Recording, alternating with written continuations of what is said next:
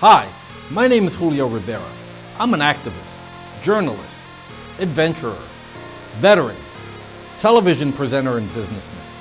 I've covered many of the major historical events going on around the world over the past several years, and after watching regime changes, conflict, and historic elections globally, I've come to the conclusion that the most underreported crisis in the world today can be defined in only one word: malware. That's why I've decided to dedicate my time to educating people everywhere and exposing the dangers that exist on the devices that we've become tethered to and depend on for so many reasons in our day-to-day life. Welcome to This Week in Malware.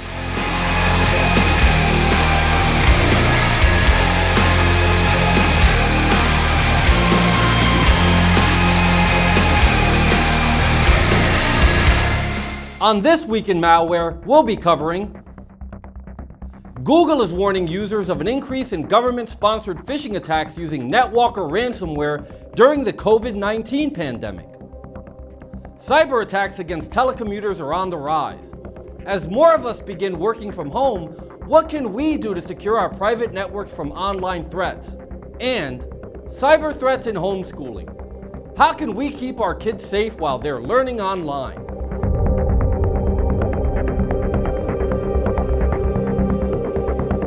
With people all over the world spending their days self-quarantining and adhering to social distancing guidelines as a result of the coronavirus, cybercriminals have used this unprecedented historic event to take advantage of unsuspecting victims as they spread new variants of ransomware via a series of aggressive coronavirus phishing campaigns. One of these ransomware variants is NetWalker Ransomware. Telecommuters, businesses, government entities, and health organizations have all been reported to have been victimized by NetWalker attacks. Two widely reported instances involving NetWalker were carried out against the Toll Group, an Australian transportation and logistics company, and the Illinois Champaign-Urbana Public Health District website, which temporarily prevented their employees from accessing important files and data. The latter attack was serious enough to force the FBI and the Department of Homeland Security to step in. NetWalker Ransomware is a file locking Trojan that is a variant of a threat that was first spotted in 2019 called Mail2 Ransomware. The hackers behind NetWalker Ransomware have increased their efforts during the coronavirus outbreak, as have many other cybercriminals who have taken advantage of the frenzy surrounding COVID-19 to launch aggressive spear phishing campaigns. NetWalker Ransomware propagation and encryption. The NetWalker ransomware appears to be utilizing spam emails that claim to host an important document that needs to be reviewed urgently. The name of the attached file is coronavirus_COVID-19.vbs. This is a visual basic script file that is designed to look like a genuine, harmless document file. If the targeted user opens the malicious VBS file, they will trigger the execution of the NetWalker ransomware. Once the NetWalker ransomware is executed successfully, it will begin the encryption process. This means that all the data present on the user system, documents, images, presentations, databases, archives, audio files, spreadsheets, videos, etc., will be locked with the help of an encryption algorithm. After the encryption process has been concluded, the affected files will no longer be usable. Most ransomware threats tend to append a fixed extension to all the locked files. However, the NetWalker ransomware takes a different approach. This data encrypting Trojan generates a unique extension for every victim. According to researchers, in the case of the NetWalker ransomware, there are no limitations character-wise when it comes to generating an extension. The ransom note. The NetWalker ransomware will drop a ransom note on the user's computer to let them know what's happened to their system. In the ransom message, the attackers state that there is no way out of this situation unless the victim decides to pay the ransom fee demanded. There is no mention of a specific ransom fee, so it is likely that the sum will be calculated individually for each victim. The authors of the NetWalker ransomware ask the user to download and install the Tor browser in order to access their site, which contains further information and instructions. Unfortunately, there are currently no known weaknesses in the ransomware. That fact is making it extremely difficult for security researchers to create a public decryption tool. In any event, victims are always urged not to pay the ransom demand. There is no guarantee that the hackers will restore the files as they promise, or that the computer won't get infected again in the future.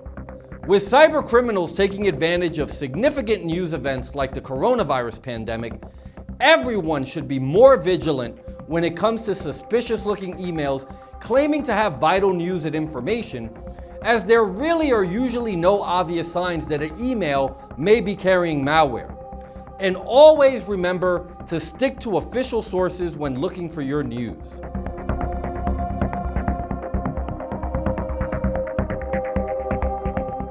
As a result of the coronavirus pandemic, an increasing percentage of the workforce is engaging in telecommuting.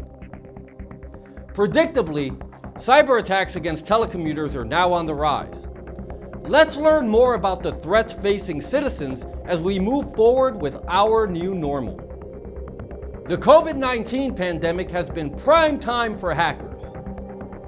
As more people have begun to work from home on networks that are generally following inferior security protocols, if any at all, the number of compromised organizations in the US, Finland, and across Europe has doubled, tripled, or even quadrupled between January and the end of March, according to Arctic Security. Researchers believe this demonstrates a systemic problem facing organizations, a failure of internal security tools and processes, and a failure to have properly prepared mobile workforces. Our analysis indicates that the employees' computers were already hacked before COVID-19 made the news, but were lying dormant behind firewalls, blocking their ability to go to work on behalf of the threat actors, according to Larry Hutton, senior analyst at Arctic Security. Now those zombies are outside firewalls connected to their corporate networks via VPNs, which were not designed to prevent malicious communications. This stunning analysis offers some unsettling data that puts clear and understandable numbers on the foothold threat actors have gained within public and private sector organizations. The findings also correlate with recent public warnings, such as the FBI's advisory on March 30th, alerting of increased vulnerability probing activity. The implications of these threats are serious and can be potentially crippling for businesses.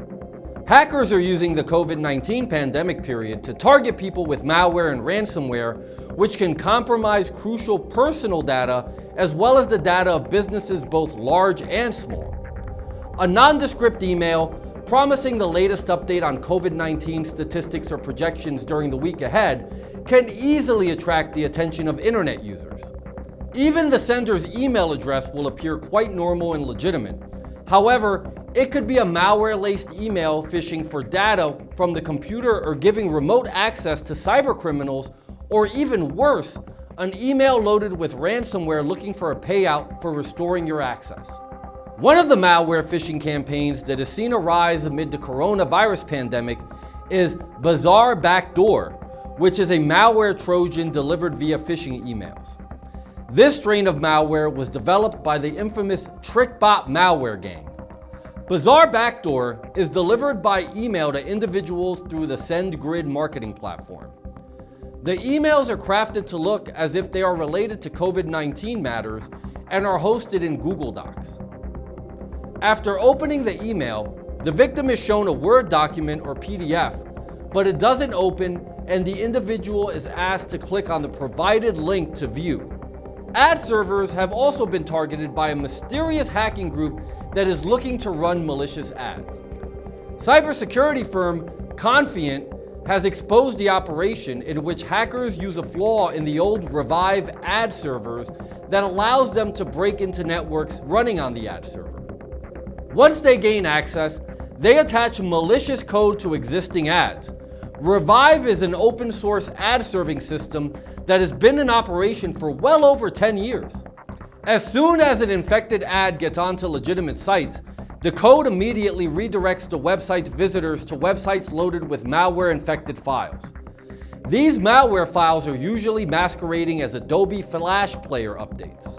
In the UK, the public has also been warned about online scams, as the National Crime Agency reported that it had taken down more than 2,000 scams. Lynn Owens, the Director General of the NCA, said the organization has taken action against phony online shops, which are malware and phishing sites looking for credit card details and password. She asked the public to be cautious online and not to give out their passwords or bank details. Ms. Owens said, "The National Cybersecurity Center, together with ourselves and the City of London Police, have taken down more than 2,000 scams relating to coronavirus, including fake online shops, malware distribution sites, and phishing sites, seeking personal information such as passwords or credit card details." Crypto attacks that target holders of the new currency have also been on the rise as a result of the ongoing COVID-19 crisis. Reportedly, there were cases earlier this month that Apple users received tainted emails targeting government offices and corporate executives. These attacks were intended to penetrate sensitive data stored on iPhones. Crypto holders with emails registered on the Apple server were especially at risk, as hackers have been targeting information concerning digital wallets and password information for trading platforms. Google customers experienced similar issues on the Chrome Web Store. Malware having a striking resemblance to the popular crypto exchanges like Exodus and MyEtherWallet have been collecting users' login credentials, and these malware attacks were able to steal crypto coins from users' wallets while accessing the victim's sensitive data.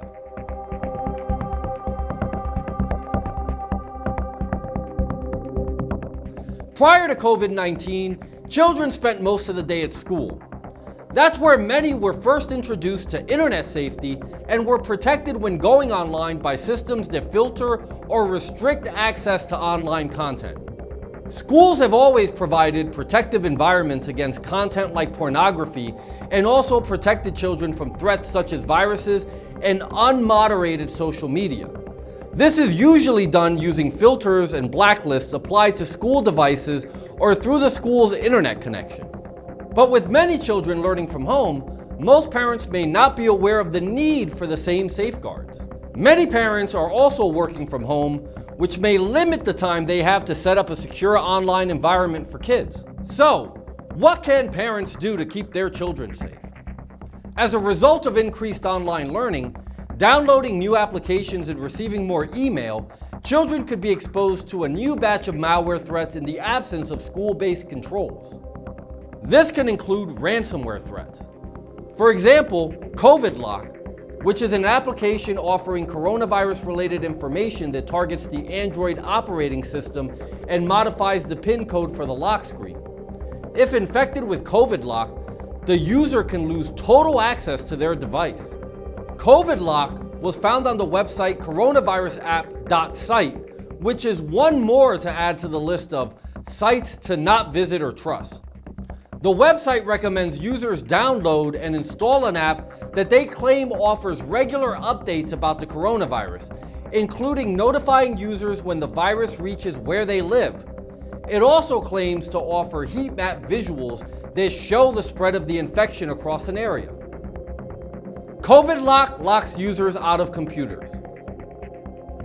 While the website appears to display information straight from the World Health Organization and the Centers for Disease Control and Prevention, it actually serves as a host for the COVID-Lock ransomware.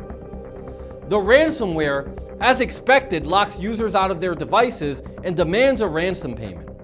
The ransomware works by changing the lock screen on the infected device and demanding a ransom of $100 in Bitcoin.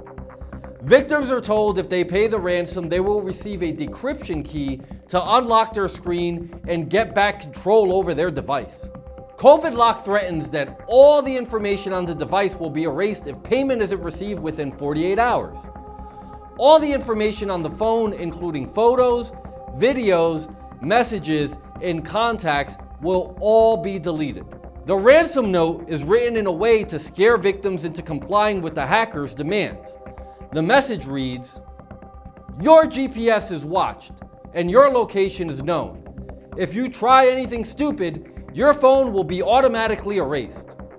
The good news is that Domain Tools claims they have reverse engineered the decryption key for COVID-19 ransomware. They say that they will post a decryption key publicly for anyone affected by it. You know, as I think about the dangers that exist online, not unlike the subjects we learned about in this video, I know I feel a lot better having an anti-malware program like Spy Hunter installed in my PC, providing me the protection I need against malware, and I think you should too.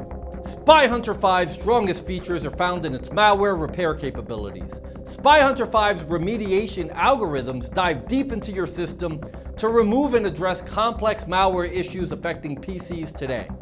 While many anti-malware products only flag and quarantine malware and ultimately fail to fully remediate the root problem, the Spy Hunter 5 remediation algorithm detects, quarantines, and programmatically repairs malware problems on your PC. Spy Hunter 5 is a powerful PC utility that repairs malware threats in many cases where other competing anti-malware and antivirus programs may fail. To detect and remove malware for free, go to enigmasoftware.com and download Spy Hunter today. Thanks for watching.